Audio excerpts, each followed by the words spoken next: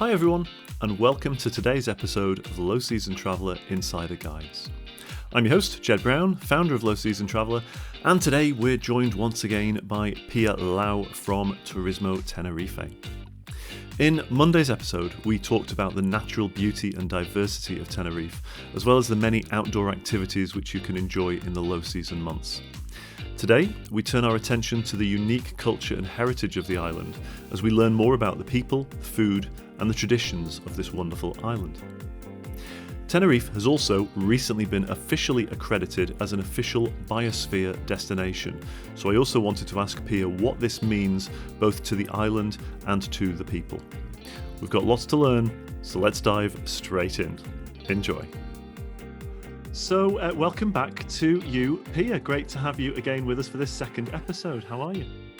I'm fine, thank you. I'm all excited to tell a little bit more about my island. Awesome, and we can't wait. Obviously, we had a great show on Monday, where we were talking about the adventure and how Tenerife is like one big outdoor adventure playground almost, and we covered off quite a lot in that episode, which I think hopefully will have gotten everybody quite excited, and it certainly gets me excited talking about it. And what we wanted to do today is talk a little bit about the culture of Tenerife. A lot of the low season travelers, the reason that they choose to travel during the low season is because culture is there all year round. It's not weather dependent, although Tenerife has a wonderful year round climate anyway. But one of the reasons they go is to get a bit of a closer attachment to both the people and the country, the destination that they're visiting, and that's why the culture and the heritage, I suppose, of the destination is so important. So, first of all, I suppose, tell us a little bit about, I suppose, the origins of the people of Tenerife. What can you tell us about the origins of the people of Tenerife? Yeah, it's a bit tricky question. Okay. But we are on the islands, and the islands are not tied up to the continent, so it's very difficult to prove really where the origins are from. Mm-hmm. But it is shown that because we're so close to the coast of Africa, the Bereberes are the ones who should have been on the islands from the very beginning. And then that was then related to, there's so many pirate stories going on, then people were sent out to be on the prison. So the islands was kind of a prison, and then you get all these kind of stories, which is urban stories, which is quite nice. But really, it's a blend of the generation of the profile of from Africa, and of course the Berbers, which are not related with the race in itself. So there is also a mixture of Europeans in the bloods of the Canarians, but it is mainly, I would say, 80% has a reference from Africa, Mm-hmm. and then of course from Spain itself, which is also in the past had a blend of the Muslim community within their origins as well, which is like Granada, Andalusia in itself, and so on. So all of that has a representation. And then of course throughout the years, with the evolution of the sailing and the boats coming in 1400 or even 1300, then of course it started mixing up with Europeans, especially with the Irish and with the Brits as well. And this is when everybody gets a little bit of a mixture. Yeah, absolutely. It's actually very interesting. The origins started, but we do have a reference of what is called the Aborigines of the Canary Islands, which is Guanches, and this is what we make reference to. And you can actually go into the museum in Santa Cruz and check them out, the Mua, and you can see actually been mummified in the past. So they had some techniques, so they must have learned that from the people coming from the continent, because we don't have any sites of boats, so it doesn't mean that they were adventurous. They didn't sail out and come back again, so it was people that stayed on the island. But they did have, the Guanches did have their wars among them around the island, which made them in different locations like Acaimo, Tegueste, Bencomo, all these famous Guanches, which is very important. That's part of our history. Yeah, love that, absolutely.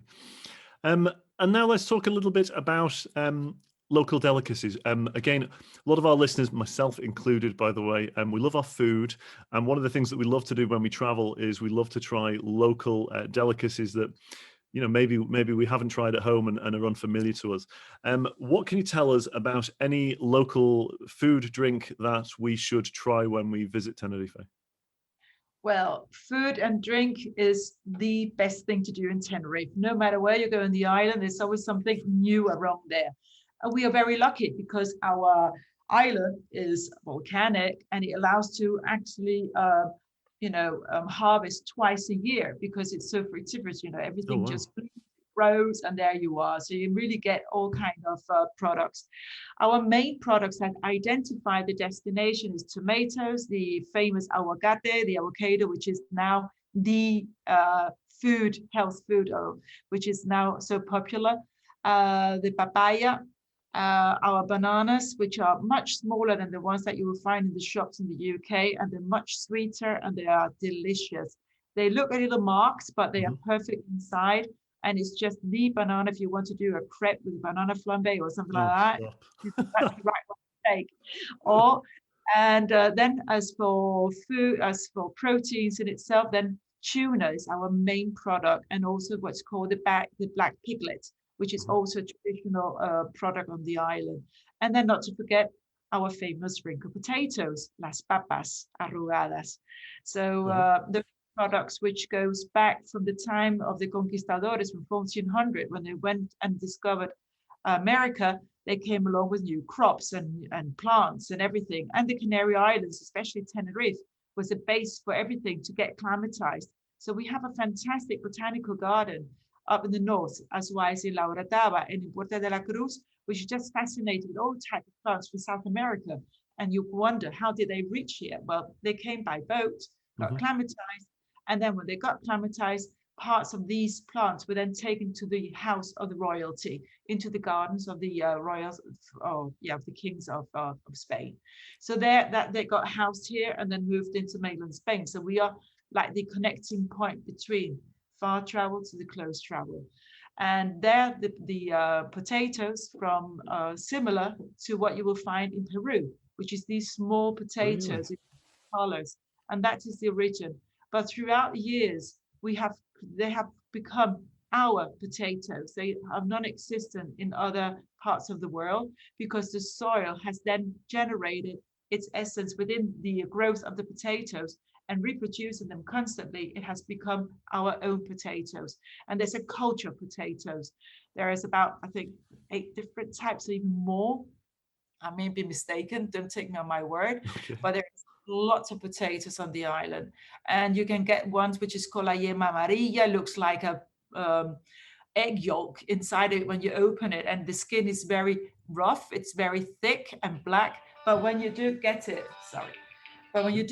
with the spicy sauces, the mojo on it and everything, then it's just fascinating. It has this, takes up the sauce, and then you just take it and eat it, and it's like a meal in itself. It's just fascinating. Do you? I always get intrigued on this with potatoes. So my background is is very much from Ireland, and I'm always intrigued because obviously we love our spuds and our potatoes, and the same in England as well. Do you eat the skins on the potatoes, or do you take the skins off? We don't peel them. We don't peel them. No, you eat everything. They've been scrubbed, they've been cleaned, and everything, and it's a guarantee that there is no wastage there. Yeah. And the magic about this is that you do eat it with the skin because it's covered with a very fine layer of like a membrane of salt, and that is the magic. It's been cooked, so you are not allowed to take that off because that is just a trick of the potato. So don't do it. So funny, isn't it? In our family, we always say the skins are the best part, best part of the potato. I've been educated with skins, so I eat everything with the skin on with the potatoes, definitely. Yeah. Oh, me too. I love that. You made reference there to mojo. Yes. Tell us a little bit about mojo, because that's something that's relatively unique to Tenerife, right? Well, the mojo is an essence, which it's a sauce, like a dip sauce, right? And it's proper to the Canary Islands and also to Tenerife in itself, because every house has their recipe. So, of course, the French mother's, her recipe is the best one in the world. And no matter where you go, you always find a different version of those sauces, but they're all delicious. There's nothing wrong with it. It's just done traditionally as they've learned it from home. Yeah. So you get 2 different mojos, and they are with a green one, which is with coriander and olive oil, and then a little bit of vinegar with a macho vinegar inside of it, and a bit of garlic, and it's delicious. And then you do have also the red mojo, which is then the red paprika, which is based on the fruit in itself, the red pepper. And it's been heated, and then it's been treated, and then you actually mush it in there. And then with the paprika, and then if you want to do it with the garlic as well, but then you add again oil and male vinegar. It has to be very dark, and that gives that special taste to it. And then you can either do it in a mixer. It's very easy. You can actually find the recipes on our website in webtenerife.com, and it's there. So it's a worthwhile trying out, and it's very simple. Have a good olive oil, extra virgin, if you can do that. That gives that creaminess around it. We even have our own olive oil on the island, very small production. So it's a treat. It's lovely. I'm very fond of the green one for the fish. Must admit, I'm going to try that. I'm going to try the green one. I'll be going on the Web Tenerife website just to check that out. And I will, just for all of the listeners out there, I will make sure that we post the link on the with the podcast when we release the podcast, so that you can check it out for yourselves. Tell us also a little bit about Barraquito, if I've pronounced that correctly. Barraquito, yeah. Well, thank you. Barraquito, and there is also which is then nearly the same word, which is saboroco. Okay, so it depends where you are, but it is very Canarian. You won't find this in mainland Spain, that's for sure. And if they do, then it's someone who's been to Tenerife or to Gran Canaria or to one of the islands. Okay, so what is about the trick of this is that you put the condensed milk in the very bottom of it, and that is super sweet. Okay, and then you brew your coffee, and then on top of that you layer it with the liquor 43. And that liquor has a special flavor to the coffee. And then you put up the what is called the milk, but it's been passed through like a cappuccino milk. And then you put in a piece of lemon in that one, and then a dash of cinnamon on top of it. And that is Barraquito. So is it alcoholic? Did you say that there's a liquor added to it? You can get it without alcohol as well. You just ask it without alcohol, and then you will get the same procedure with the lemon. The trick is the lemon and the liquor. It has a special mix to it for the coffee, and it's done on an espresso coffee. Okay, so it's not done on an ordinary black coffee. It's concentrated, and with the sweetness and with that little touch of lemon instead of orange with the lemon, that is the trick. And when's it typically consumed? Is that something? Anytime. I'm guessing not in the mornings with alcohol, surely not. No, they ask it without, and then you would but anytime after lunch, it's like it cuts off. It's like digestive for some people, so they just take, and some take it as it was a sweet instead of having a dessert. Well, the coffee is the dessert because it's so sweet. Yeah. Oh, I love it.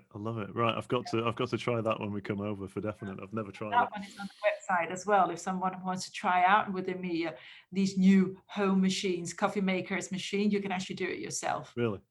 Do you know what it is, Pia? We've had this conversation so many times with different people around the world, and we talk about we talk about wine, we talk about food, and I'm very fortunate. I've been quite well traveled, and I'll always bring it back with me, and I do.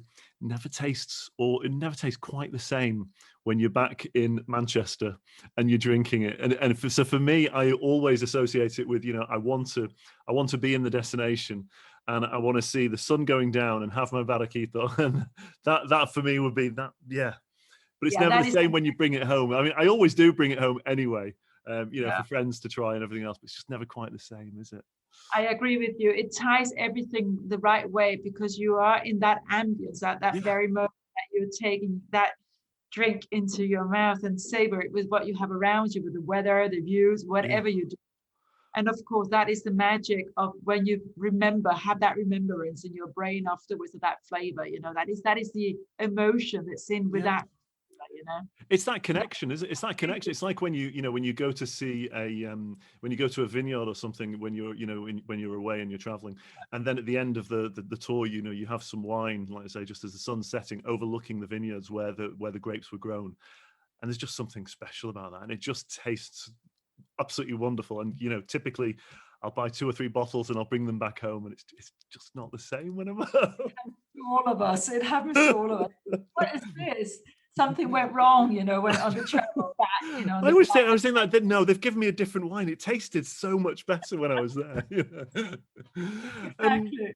The subject of wine, Tenerife has its own wine. You know, you have vineyards there. Tell us a little bit about tell us about Sex and Wine. Well, Sex and Wine is created by one of these big wineries that we have on the island, and it's Bodegas Monge. And they have been very clever. A couple of years ago, they only do it seasonal-wise, once every season. So it's 4 times a year they create this event. And it's it's a stimulation for you to get into right tuned, and they help you out with ideas. So I was on the very first ones, and that was very instructive, I must say. And all kind of elements on the table that was not related with the wine, but more with the sex. And it was quite funny because, and it still is, because there is entertainment at the time where you have a wine course with a dinner and entertainment related with sex. So what they do is they heat up the ambience, and it gets quite steamy at some stage. And it's really fun. If you go out with some friends and you want to do something different on the island, go off and check out for this activity, Sex and Wine, because it's really an elegant way of blending the gastronomy within something that all of us enjoys. So why not? Absolutely. I just thought that was absolutely wonderful. Want to move on to local festivals. You know, when we're talking about culture, you know, whenever we travel anywhere in the world, there's always some kind of local, you know, festivals, carnivals, fiestas. What kind of carnivals, fiestas, etc. does Tenerife have that can be enjoyed around the year? I'm sure there's quite a few. Well, we have a couple. I must say, Tenerife is a party land. No matter whenever you come to the island, there's always something going on. As I say, there are more parties than there's weekends in a year. Okay. Wow. No, if you check out right now, we don't have an agenda because of what we are in at the time. But if we normally would have our activities going as for the traditional wise, you will find about 10 different ways of activities and local traditional events going on every single month. Wow. So there is more parties, more elements to do with the traditions and so on. And also much of it is related with the wine. We do have 5 nominations of wine on the island. We have very famous wines sold worldwide, which you may not see many places sold here on the island because they're so demanded in high-end restaurants in the world. So we actually have wines in the Canary Wharf, or in Australia, in New Zealand, in the United States, Dubai. Not Dubai in itself, but in the hotels, of course. And it's really surprising. And this is also in Taganana, where your favorite place yesterday with our speech going to Anaga. There's the Taganana, and there's a very small winery there. And they've done a wine which was then very, very well received on behalf of Mr. Obama. So we do have wines hidden away, served to Michelin star restaurants, created especially under special elements because our soils are so rich. And you have, fantastic places you can actually go do wine tasting as well. And I recommend you to check out the list. Yeah, and we are ranked wine-wise as well in different listings of medals awarded throughout many years. And this is then related with the gastronomy into our festivities. I start from one end and I go into the other. And I must say, low season travelers will enjoy this because our low season of our activities is in the summer period, okay? Our summer spreads from the very end of April up to September. And this is the spread line of the timeline that we have, which is our summer. The temperature is mild. We have nothing to do with the mainland Spain with 40 degrees Celsius. We don't have that. Here, the weather is about 25 degrees Celsius in the summer. And if you go up in the mountain or into very hot spots on the island where there's no winds or any breeze, you can actually reach 31 degrees to Celsius. But it will never rise 40. If it does, then we have a heat wave at the same time being summer, which is very, very exceptional. And related with the beginning of our season, which is then Easter week, where we have the processions similar in La Laguna to the ones you can find in Seville, which is all the processions of the Catholics, which is very strong reference on the island. This is the faith there is. And all of that festivity agenda there is all related with the faith of the people. And no matter how or why you do it, it's just there. And the first festivity ever in the calendar is the Carnival. You must not forget this. The Carnival, you count it from Easter week, 40 days back in your calendar, and it's 2 weeks of party. So this 2 weeks. Yeah, we don't, not one day. No. We need more. So what goes on at the Carnival? A Carnival is exceptional. This is Carnival is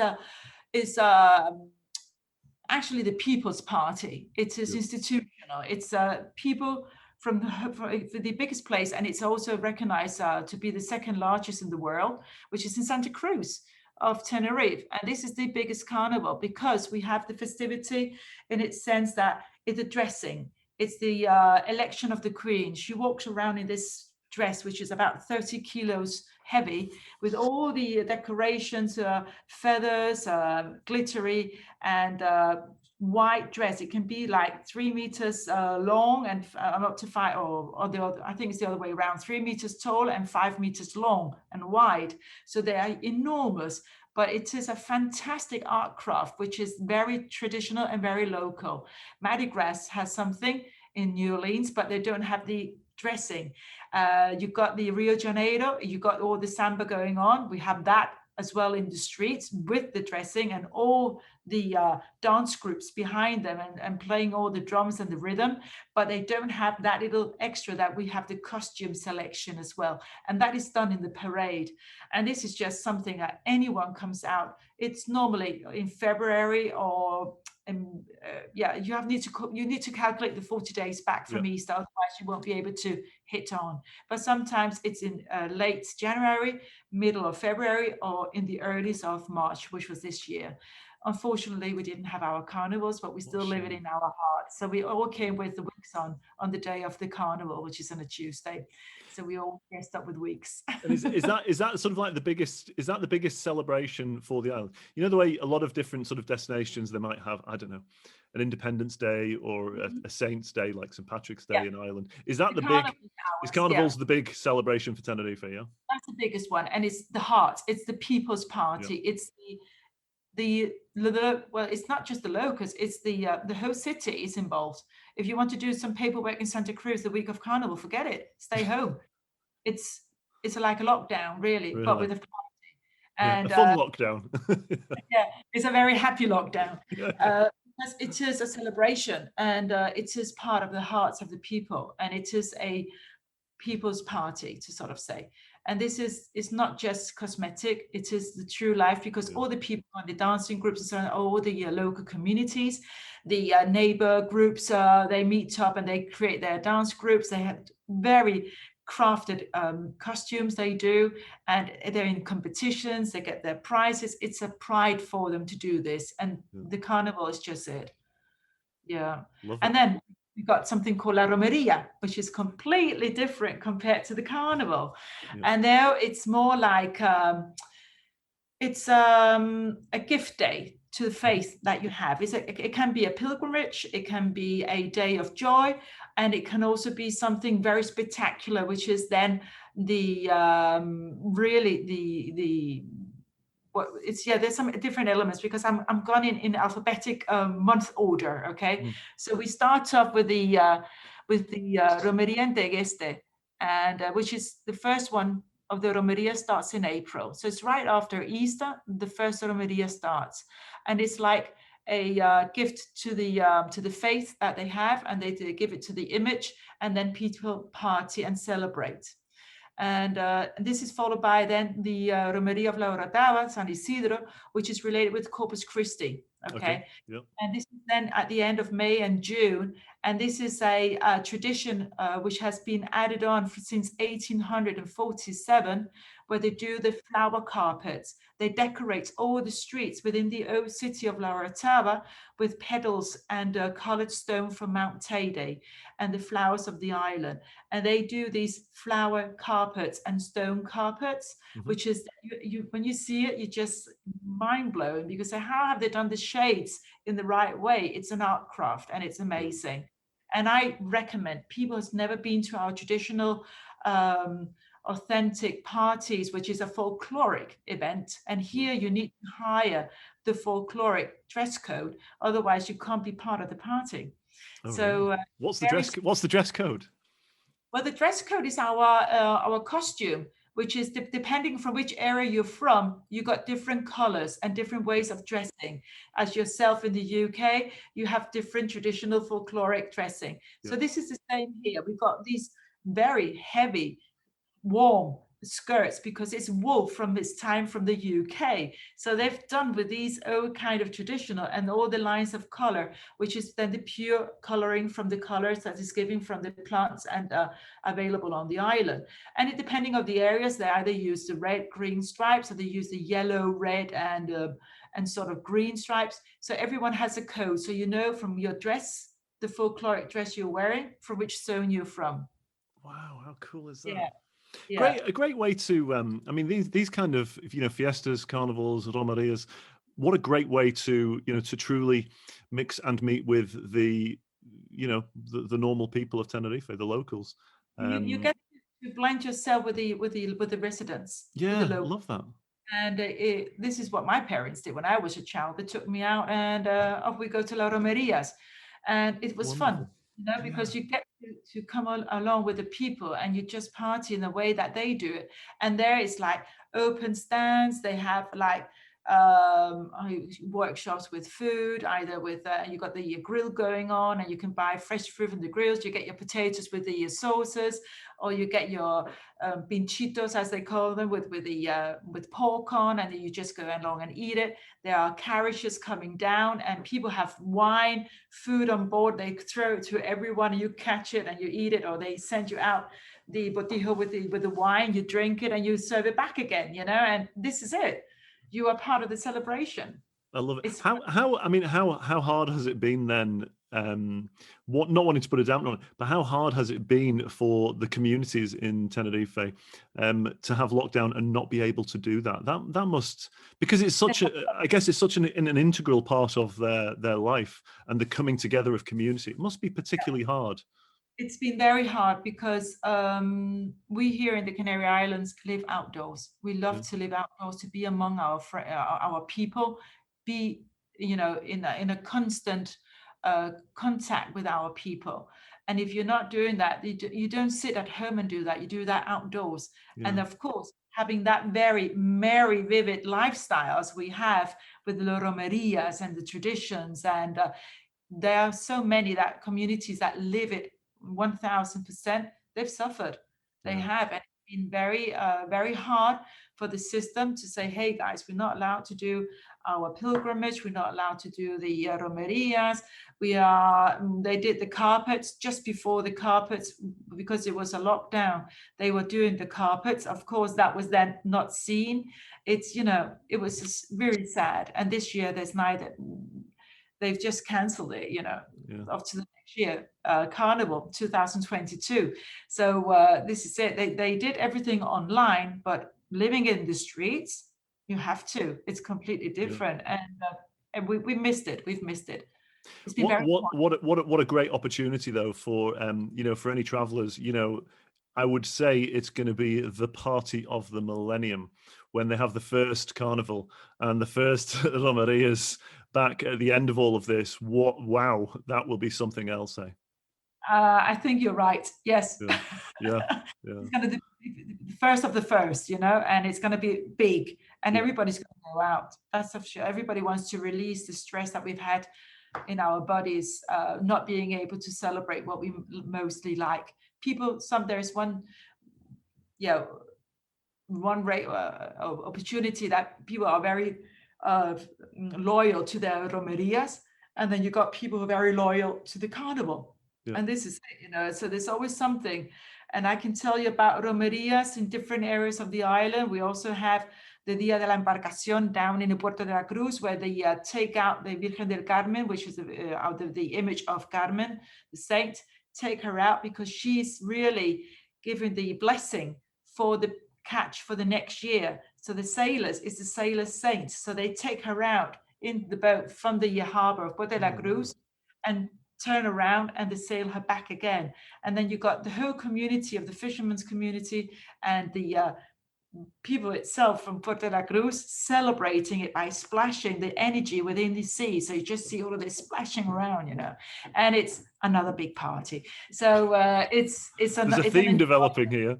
It's an enjoyment. And then you got now here in May, on the 3rd of May, it's the Day of the Cross.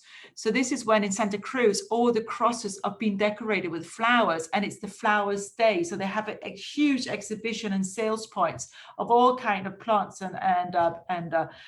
so trees and small flower pots as well. But then we have Los Realejos, which is a funny one, because Los Realejos is like the royal estate, far away it means. And then you got the highlands and the lowlands in that area, and they do a competition with fireworks on that day. So this is something unique as well in the world. They have like a competition between these two districts, and they do it with the fireworks, and it's one of the biggest fireworks displays that you can find on the island, and that is unique as well. Oh my gosh, there's just so much, isn't there? I know, it's crazy. And then we got La Romeria de San Benito and de Hina, which is two huge and very important romerias in La Laguna. La Laguna is protected by UNESCO. It's been recognized because of its traditions and because of the siting in itself. And this is something that goes way back in time as well. Imagine if Corpus Christi started in 1847, and this is following up on opportunities from the times of the conquistadores. And what is nice is the Hearts of the Hina is completely different. It's very colorful and it illuminates. It's very joyful, because it's like big hearts. They walk around with these huge hearts in the heights, and they've made of placed on wood. They put flowers, fruits, and what is called bread. So that is the giving of the crops to their faith, to the church. Oh, wow. And this is a celebration they do. It's very, very nice. I love that. And that's in La Laguna. That's in La Laguna, in Tejina. Yep. And then you have the oldest Romeria, which is then at the end of the celebration. So we started in April, and now we're finishing off in September. And this is just a highlight, okay? Yep. This is not, it's much more. Yep. And this is called La Romeria del Socorro, which is in Guimar. This is the badland of the island. This is where the big rough volcanic eruption its time just dried off all the lava is there. So it's called the Badlands, because you can't really do anything there. But because it's said that the Guanches saw the image of the saint there in a cave in its time. And that was then the image for the Guanches. They started believing and started giving their face to this image.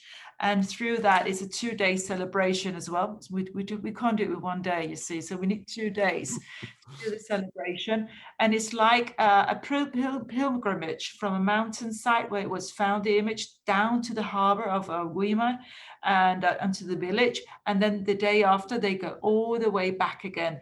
And they walk around with this bird, and they are dressed up like Los Guanches, or you're dressed up with your T-shirt of the year, saying the Día la Bajada de San Benito, de Socorro, la Bajada de Socorro, and that is then the day. And this tradition is undated, but it was declared officially in 1837 to be one of the first original romerias of the island. So it can date back to 1300. We don't know. Yeah. Wonderful. Tell us, you mentioned there about La Laguna, which is a wonderful place in itself. Again, UNESCO status. Another fascinating place. When we're talking about historic kind of towns of Tenerife, is Chico. Tell us a little bit about Chico, because that's one of my favorite places actually on the island. That's a place where I visited very, very briefly, and I just thought, I think I'd like to spend 2 or 3 days here, just chilling out and walking around. But tell our listeners why Chico is special. Well, Chico is special because it's really the old capital of the island. This is where all the activities of sailing and the exchange of merchants started. And this was the big place. This is why it's so recognized, Chico, because it has all these colonial buildings, and it has a small bishop accommodation, and it has a church of big reference, apostle. And of course, this has created then that it was a lot of wealth in Garachico. Unlucky for that little village, the volcanic eruption in 1901 covered mostly of that village. And they lost then the call of port, which was very big in its sense, has nothing to do what it is today. So therefore, you will see a huge rock outside of the village of Garachico, and that is really the bomb rock which was thrown out from the volcano of that eruption. And every 5 years, there is an interpretation of this volcanic eruption in Garachico, which represents rolling down. You get like these balls of fire running down the hillside in representation of what happened in 1901. And it's every 5 years, so you need to follow the calendar to see when this event goes on, because it's very special. But Garachico has this magic touch to it because it goes back to 1400 with all the buildings and with all the coupled pedal streets, and the old buildings are redone, refurbished completely. You have hotels, and you got the city hall, which is also an old building with an X, which is a more modern one. You got the traditional square within all the buildings of what you will find like as a village, and then it just has small locations how it was split out in its time. Of course, it was not London of the size of it, but it's where the export of the bananas and of the tomatoes were done in its time, and this was where the exchange was. So we had also what is called the customs house. It's also there. But unfortunately, the volcano had an eruption and it damaged nearly 80% of the village. So today, you can actually see the old fortress at the very coastline, which the road is very close up to the coastline. And there you will then see what is called then our natural pools, as we call them. And this is done under the eruption of the volcano, has cooled down in the ocean very quickly and created these pools. And it's fantastic because some of them are not too deep and some of them are very shallow. So the water, which is fresh seawater, is pumped into these pools constantly as the waves moves. And this is like a very relaxing place to stay at. Do people actually go in the pools? Is that? Yeah. Okay. So I was there and I saw these pools, and for our listeners, there's loads of them, and there's kind of walkways around. And it was unfortunately on the day I was there, it wasn't open for some reason. But it looks absolutely. I mean, it actually looks quite beautiful as well. But you do really want to just sort of get out there amongst it, really. Yeah, if the ocean is rough, they close it off because you can be in danger. So it's very under supervision constantly. But if you go there and it's a beautiful sunny day, I've been there and it's really relaxing, and you get these small pathways in between the pools, and you just go and you dip yourself and you have a swim, and that's it. And this is not the only location where we got these unique natural water pools. We've got them all around the island, and it's just like another way of discovering the origins of what is really the island, you know. I love it. I've got to, while we're still on Garachico, I've got to give a shout out to the Hotel San Roque, which for all of our listeners out there, it's featured actually on our website at the moment, so you can see it for yourself and you can book and make inquiries. Really quite a unique property there in Garachico, in a great location. And Garachico, it's quite a chilled out, kind of relaxed kind of place. It's just absolutely wonderful. But this particular property, it's from the olden times, right, Pia? But it's beautifully done out, isn't it? Lovely property. Yes, they used the original. They kept the building as it was. Why ruin it? Yeah. And as you said the other day, it is like an observatory of the lighthouse. It's not a lighthouse, but it's a checkpoint for the boats coming in, because it's just right up to the coastline. It's just on second row, but it's a good lookout position. And they have kept all the elements of the traditional building itself, respecting the architecture. It is a protected building. Most of the buildings there are protected, so you can't do much to them. And they have kept the traditional Spanish patio effect within the building. And then you walk up the sides of these big staircase. This is the beauty about our buildings. We have a little blend we're talking about the origins. It is a blend of the South Spanish building construction and the origins of Tenerife in itself. We have a lot of woodwork, and this is fantastic because the woodwork that we have is our own wood, and it's wood taken from outside. And this is then the creativity of using local elements, and that is done in the buildings. Everything you will see has the wood on it. So going back to La Laguna will have the same effect. And why it was UNESCO is because of the discovery that's done by the conquistadores in 1492 and onwards, with the new layouts they did in South America, is a picture of La Laguna. That means the buildings and the balconies are wood. And that is found in Lima, is in the Antillas, in Puerto Rico, wherever. Where the conquistadores were, even in Mexico City, you will find it there as well. So Incredible. this is why it's so representative. And it's because it was the original sheltered city, how it was fortressed around with all these wide roads and broad buildings. And that is, we're talking about 1400, and this is what we're looking at for today. And you still find it here. That's absolutely wonderful. I couldn't recommend it highly enough for any of our listeners. Have a look at it on the lowseasontraveler.com website, and you'll see all the photographs, the suites and everything. It's just been done really, really nicely, like you say, in keeping with the traditions of the building. We're getting short for time, Pia. So before we do go, you were telling me before that Tenerife has recently been certified officially as a biosphere destination. Tell our listeners, I should say, what does it mean to be a biosphere certified destination, and why is that important for Tenerife? Well, it means that we have to fulfill, we have to be very on working to making sure that the destination is fulfilling all the 17 references within what's been marked as priorities for 2030. And that means the work-wise, the equality, making sure that companies are represented within the businesses, education, the crops, anything to do with the elements of the destination, we have to be, it's an audit. So we've been audited with the 80% representation that we cover already on the island, which is very big. So we're very proud of it. And of course, we still have some homework to do, which is to do with the recycling of all the elements. We are an island far away from the mainland. So there is some issues that have to be taken on, but we are looking very into it. And of course, also with the CO2, with the elements of the climate change, there's so many possibilities that we can be involved in to improve even more the values of our destination. And what we very strongly work with as a tourist board as well is that we support local companies, and they are affiliated to us, as I say, for the tourist board. So we help them out to push on their businesses related with all those products available of interest for those travelers coming out to visit us.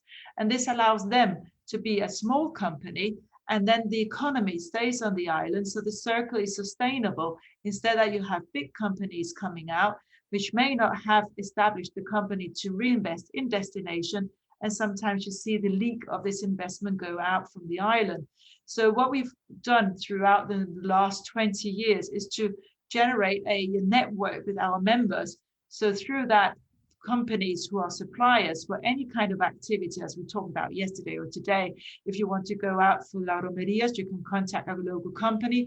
They will then create you a program or assist you, or do a cycling program, go up to see Mount Teide. All these small companies actually been activated through a session of work with the municipalities and with those entrepreneurs that want to create business and to see what opportunities are available. And that's what we've been doing from our side, touristic wise, so we can reassure that there is economy is a circle concept.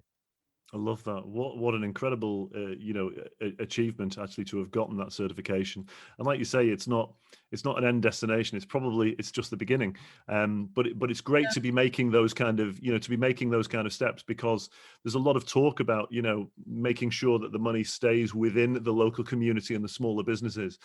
but in my experience, there are very few destinations that actually are really delivering on that. And I think it's really, it's testament to Turismo Tenerife and to all in Tenerife that you've got this accreditation and that you take it seriously. It's not sort of, greenwashing or anything else. It's and I know from the relationship that we've had with Turismo Tenerife over many years, I know that you guys, you take this really seriously, and it is a big deal, and I think it's to be applauded. It is a big deal for us, and it is a pride that we've been recognized with it, because this certification doesn't come by itself.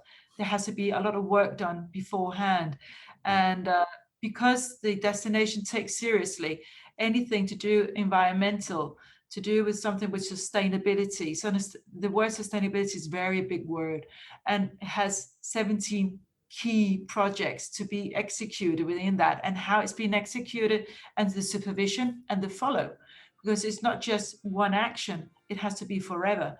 So this is our compromise now, is to make sure that we are holding on to this 17 different ODS that is being given on behalf from the OMT and the World WHO in English. So they are the ones who have predominantly said those are the targets that we need to focus on to have a healthy world by 2030.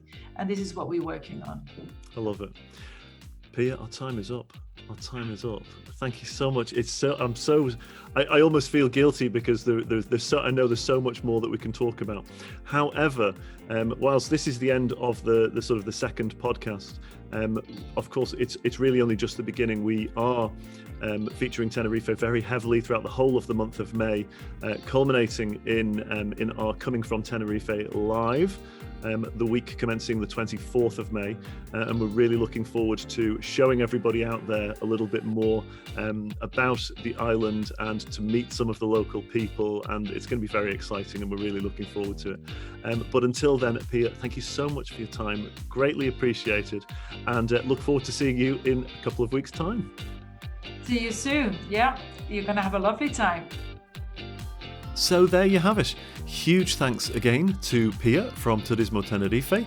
And if these 2 episodes have piqued your interest, then please do be sure to follow us next week as we travel to Tenerife to record live from the island via Facebook and YouTube. Do follow our Facebook page and sign up to our updates on lowseasontraveller.com for full details, and we look forward to showing you the sights and sounds of this amazing destination. We cannot wait to finally travel again. Finally, if there are any destinations which you'd like us to feature in future episodes, then please do contact Kate, Honor, or myself, and we would love to hear your feedback. And that's our podcast done for today. Thanks as always for your company. Hope to see you next week where we can take your questions live on Facebook. But until then, have a wonderful day and a wonderful weekend. And remember, now more than ever, travel is better without the crowds.